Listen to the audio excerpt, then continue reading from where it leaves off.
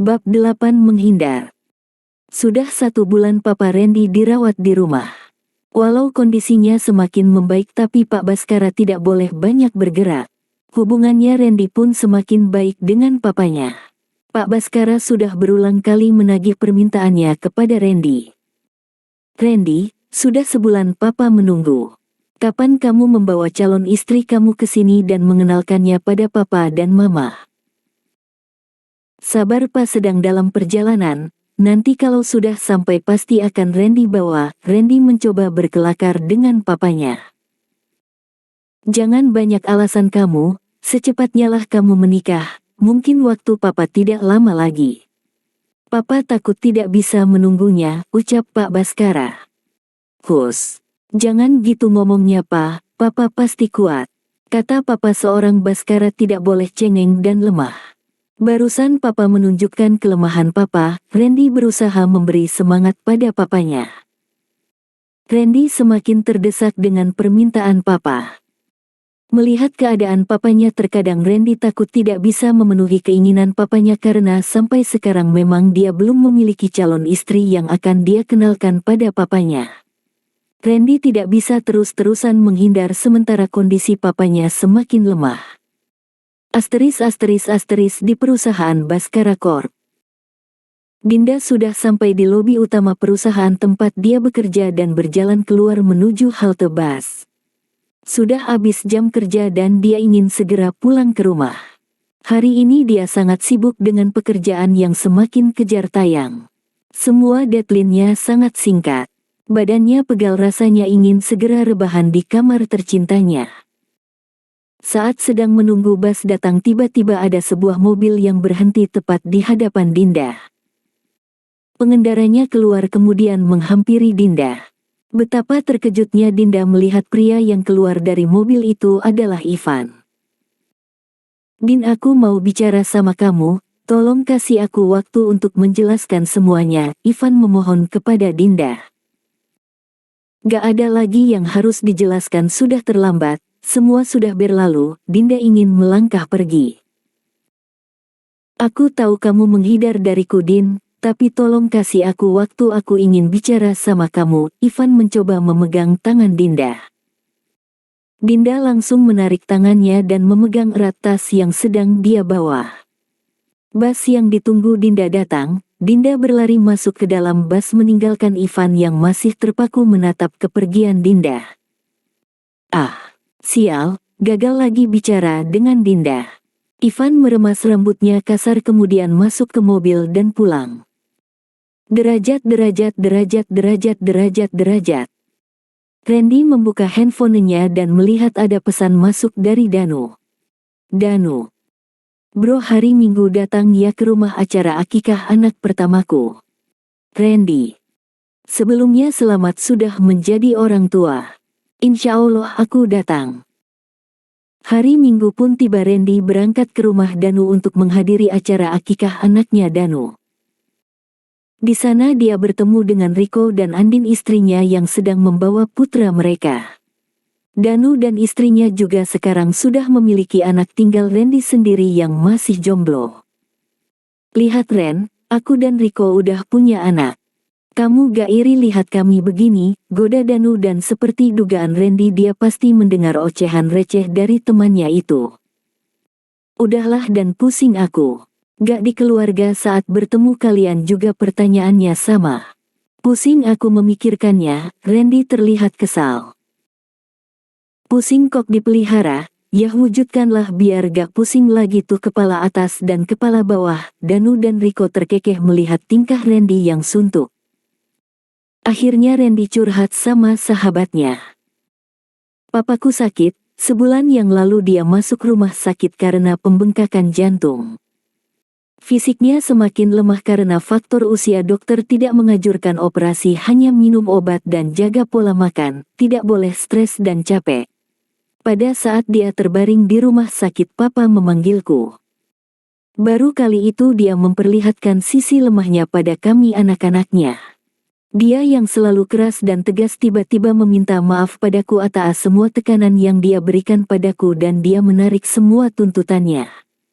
Dia membebaskanku untuk hidup sesuai dengan apa yang ku mau, tidak ada lagi paksaan harus begini dan begitu. Tapi dia meminta satu permintaan sebelum dia meninggal, dia ingin melihat aku menikah. Katanya terserah siapapun wanita itu, berasal dari keluarga mana dia tidak akan pilih-pilih, yang penting wanita itu baik dan bisa mengerti aku. Rico dan Danu mendengarkan cerita Randy dengan serius karena mereka lihat kali ini Randy memang benar-benar bingung. Mau kemana aku cari calon istri yang baik? Aku tidak punya calon saat ini. Lagian para mantanku semuanya hanya bisa dijadikan pacar tapi tidak layak dijadikan istri. Randy mengusap wajahnya kasar. Kalian kan tahu pacar-pacarku dulu hanya bisa dilihat dari wajah dan bodi, tapi soal hati dan akhlak gak ada yang beres. Dulu aku hanya ingin mencari kesenangan saja sama mereka, bukan untuk serius dijadikan istri. Mereka semua matre, hanya penikmat dunia. Mau jadi apa anak-anakku nanti punya ibu seperti para mantanku itu? Wah, ternyata kamu sudah tobat bro. Danu terkesima dengan perkataan Randy. Sebejat-bejatnya aku tidak akan mempermainkan pernikahan. Aku pasti akan mencari wanita yang baik untuk kujadikan istriku dan wanita yang akan melahirkan dan membesarkan anak-anakku kelak. Randy juga baru tersadar dengan kata-katanya. Yah, dia tidak akan main-main lagi, sudah saatnya dia serius memikirkan masa depannya. Umurnya sudah 30 tahun, sudah bukan waktunya lagi main-main. Karena kamu sudah serius begini dan aku lihat kamu memang mau berubah serius dan dewasa menilai masa depan, aku baru berani memberi saran kepada kamu. Rico mulai buka suara. Aku yakin kamu tidak akan mengecewakan dan menyakiti wanita yang baik kan? Tanya Rico. Randy menatap wajah Rico dan mencoba mencari arah pembicaraan Rico. Yang, kamu dengar dan lihat sendiri kan Randy serius mencari istri. Randy berbicara pada istrinya Andin. Andin pun menganggukkan kepalanya. Kamu setuju kalau Randy kita jodohkan sama sepupu kamu Dinda? Tanya Rico pada istrinya. Andin menarik nafas panjang. Asal Mas Randy bisa membahagiakan Dinda, Mama setuju aja Pak. Tolong ya Mas, jangan kamu sakiti Dinda.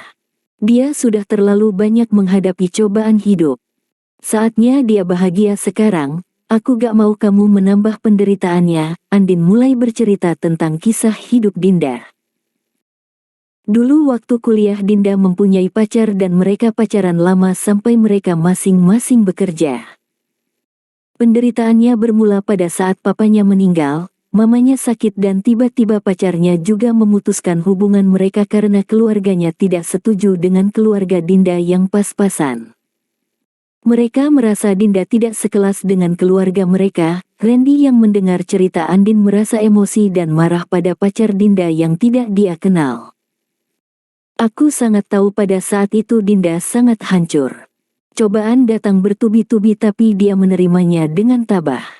Dia berhenti kerja dan fokus merawat mamanya. Tidak egois dan memikirkan dirinya sendiri, tidak berlarut-larut dalam kesedihan tapi dia semakin tabah dan sabar.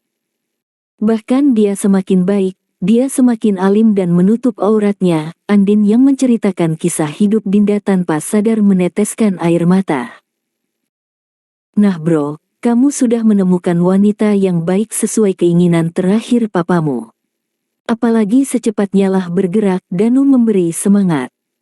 Tapi aku tidak mempunyai perasaan apapun padanya An. Dan Dinda juga, apa dia mau menikah denganku? Randy tidak yakin dengan kata-katanya. Kalau soal Dinda saya akan membantu Mas.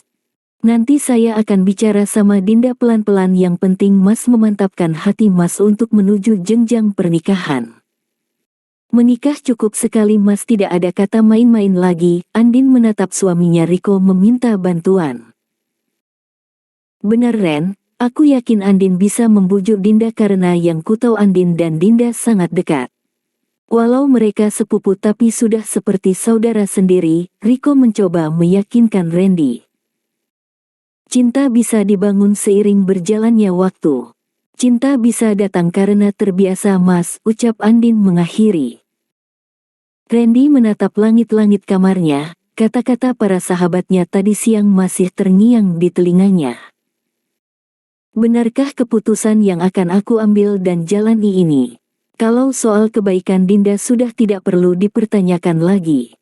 Tapi apakah aku yakin dengan pilihan hatiku dan bagaimana dengan Dinda? Apa dia mau menerima lamaranku? Randy menarik rambutnya kasar. Malam ini aku harus mengambil sebuah keputusan yang paling penting dalam hidupku. Semoga aku tidak salah melangkah. Randy mengambil handphonenya dan mengirim pesan kepada Rico. Randy. Rick, aku sudah memutuskan. Aku akan bicara pada Dinda besok tentang niatku ingin melamarnya. Tolong kamu dan istrimu bantu untuk meyakinkan Dinda untuk menerima lamaranku. Tolonglah, otakku saat ini sedang buntu. Rico. Alhamdulillah kalau kamu sudah memutuskan niat kamu. Insya Allah aku dan istriku siap membantu. Randy. Terima kasih banyak bro. Rico. Sama-sama. Randy bangkit dari tempat tidur menuju kamar mandi. Entah bisikan dari mana dia berwudu dan melaksanakan salat. Salat yang sudah lama dia tinggalkan. Dalam doanya dia memohon petunjuk dan keyakinan hati untuk memantapkan niatnya melamar Dinda.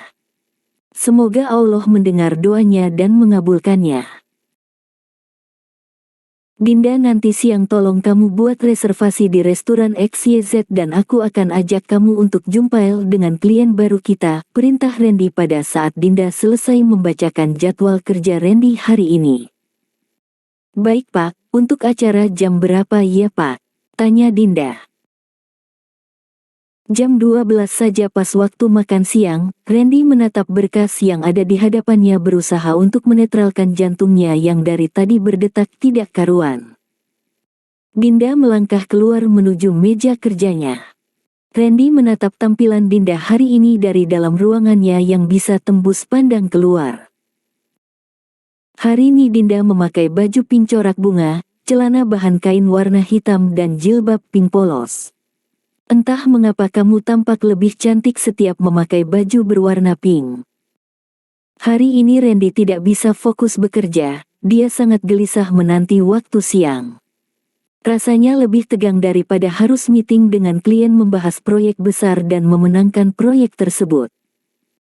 Kali ini membahas proyek masa depan yang jauh lebih penting. Semoga berjalan dengan lancar. Tak putus Randy berdoa dalam hati.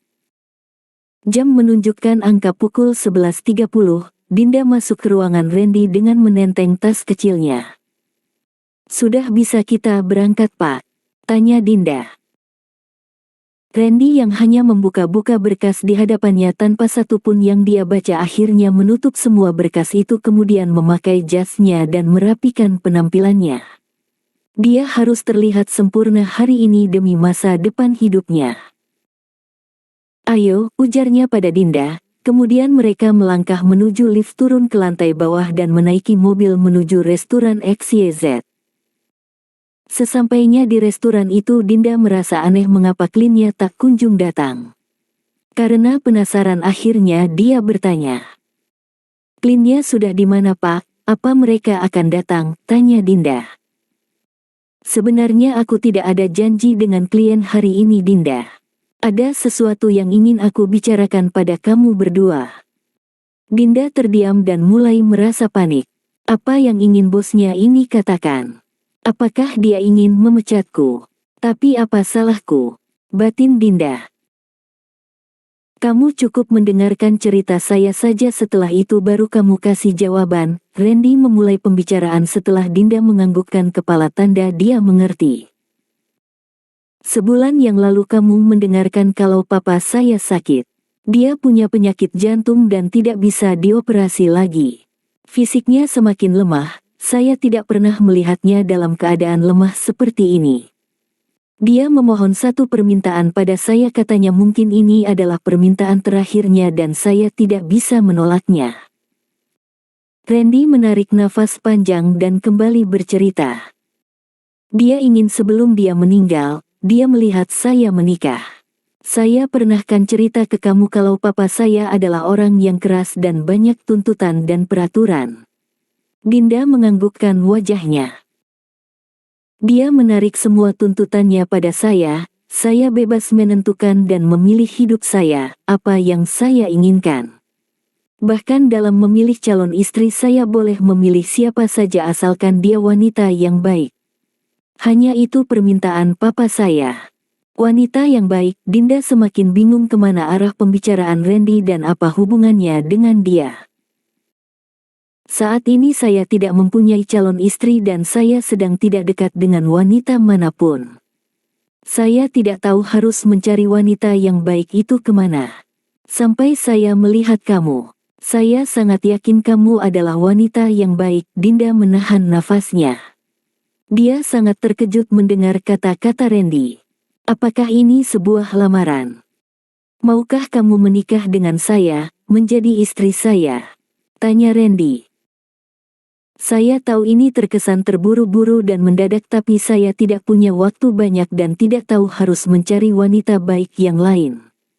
Yang terlintas di pikiran saya hanya kamu.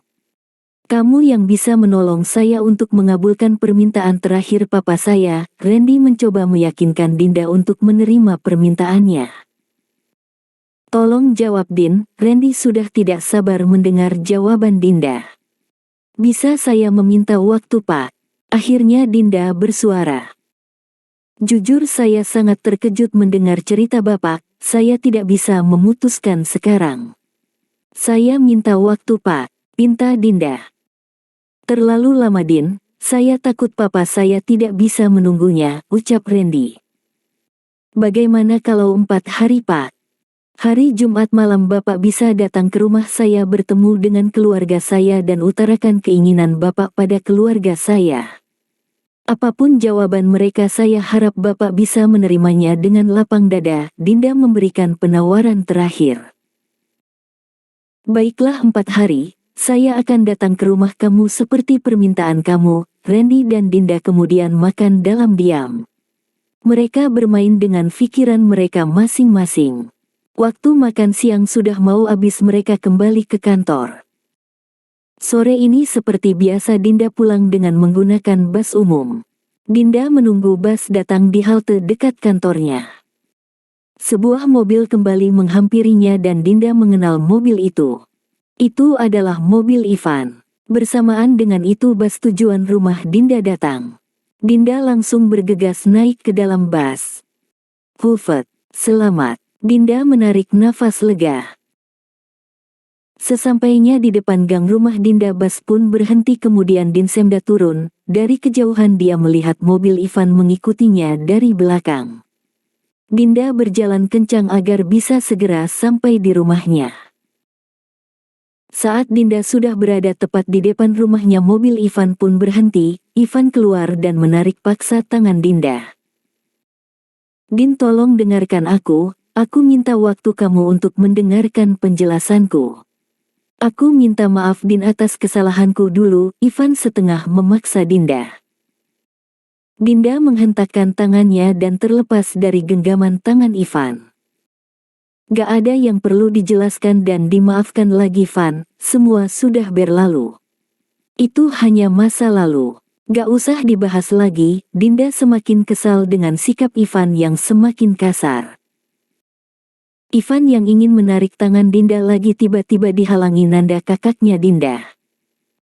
Kamu tidak dengar apa yang Dinda katakan. Laki-laki brengsek asteris kamu. Nanda memukul wajah Ivan dan mengenai pipinya. Ivan jatuh tersungkur. Jangan pernah kamu cari Dinda lagi, kalau tidak aku akan buat perhitungan dengan kamu. Aku tidak peduli walau kamu dari keluarga kaya sekalipun aku tidak takut berhadapan dengan kamu. Nanda terlihat sangat emosi. Dinda mulai menangis terisak, dia pun lari masuk ke dalam rumah. Ibu dan kakak iparnya memeluk dan menenangkan Dinda. Bersambung.